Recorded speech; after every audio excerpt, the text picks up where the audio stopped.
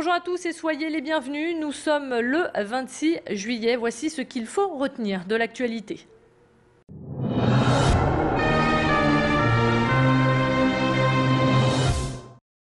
Fait divers, un corps a été repêché dans le canal de Tourcoing ce dimanche. Vers 8h30, 2 joggeurs ont fait la macabre découverte au niveau du quai du Hallot. D'après les premiers éléments, il s'agirait d'un homme de 50 ans qui aurait fait une mauvaise chute suite à une crise d'épilepsie. La police de Tourcoing a ouvert tout de même une enquête pour déterminer les circonstances exactes de ce drame. 6 médiateurs pour accompagner les Roms dans la métropole. Début juillet, l'Union européenne a débloqué 1 million d'euros pour former 1000 médiateurs comme Jamila Van Bastelaar. En avril dernier, elle a suivi 3 jours de formation à Strasbourg. Apprentissage de la langue, découverte de la culture. Depuis ce stage, Jamila est devenue la référente du camp de Tourcoing situé juste derrière la tour Mercure. Quotidiennement, Jamila rend donc visite aux 160 familles installées sur ce terrain. Ma mission, c'est tout ce qui est vie quotidienne, donc propreté. Je les emmène aussi, je fais beaucoup d'accompagnement. Une vie quotidienne, je leur apprends aussi à dire bonjour, à dire au revoir, à dire merci, à donner une éducation, mais l'éducation ils l'ont déjà aussi. La plupart ils l'ont déjà. Au total, près de 300 personnes vivent ici dans des conditions souvent difficiles. Grâce à Jamila, ces familles roms ont trouvé une aide très précieuse. On a demandé l'aide de quelqu'un, Jamila est ici et nous sommes heureuses d'être avec elle ici.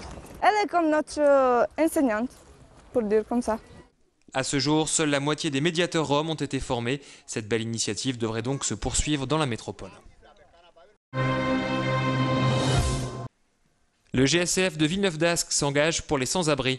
Les membres du groupe de secours catastrophe français préparent la campagne hivernale. Cette année, ils ont décidé de distribuer gratuitement un sac d'accompagnement pour les sans domicile fixe. À l'intérieur, les personnes en difficulté pourront retrouver un duvet, du matériel de soins et d'hygiène, mais aussi un kit pour chiens comprenant laisse et collier anti-puce. D'ordinaire, le GSCF est plus habitué à intervenir sur des terrains dangereux, comme les séismes ou les tsunamis. Mais pour Thierry Velu, la situation est tout aussi urgente en France. Notre but est d'intervenir pour sauver le maximum de vies dans le monde lorsqu'une catastrophe se produit. Donc la catastrophe est chaque année devant nos portes. Depuis 2 ans, j'hurle mon indignation de voir des personnes mourir de froid ou rester dans le froid et ne pas avoir d'hébergement. À notre époque, voir encore des personnes qui dorment dehors, voir encore des élus qui veulent bien accueillir des sans domicile fixe sans leur chien, sans leur animal de compagnie. On sait très bien que c'est leur compagnon, donc on ne pouvait pas laisser faire ça. Coût de chaque sac à dos, environ 100 €. Le GSCF compte donc sur votre générosité. Vous pouvez envoyer vos dons à la boîte postale 80 222 59 654 Villeneuve-d'Ascq ou vous rendre sur le site www.gscf.info. La boxe est loin d'être réservée aux hommes, la preuve avec Tonia Lessès. Cette lycéenne est la nouvelle championne du monde jeune de savate. Début juillet, la Lilloise de 17 ans a décroché son premier sacre international à Lyon. Même si elle a encore du mal à y croire, c'est un rêve qui s'est concrétisé pour la demoiselle. Au début, on ne se rend pas trop compte du titre, puisque c'est tellement gros, énorme, c'était un rêve de petite fille.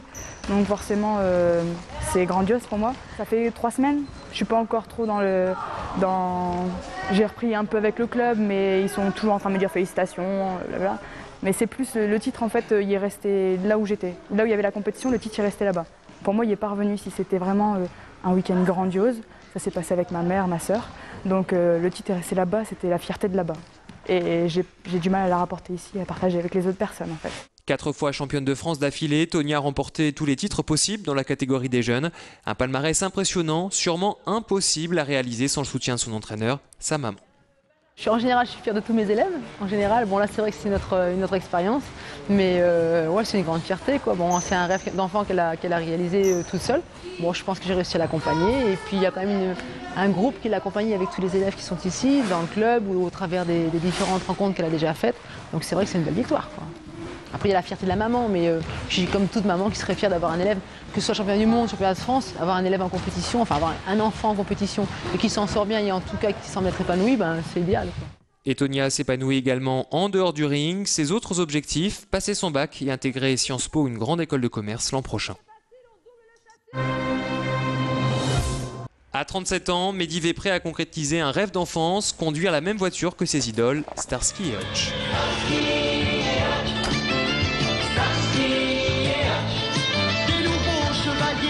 En octobre dernier, cet habitant d'Envelin, près de l'Équin, dénichait cette Ford Grand Torino en Californie.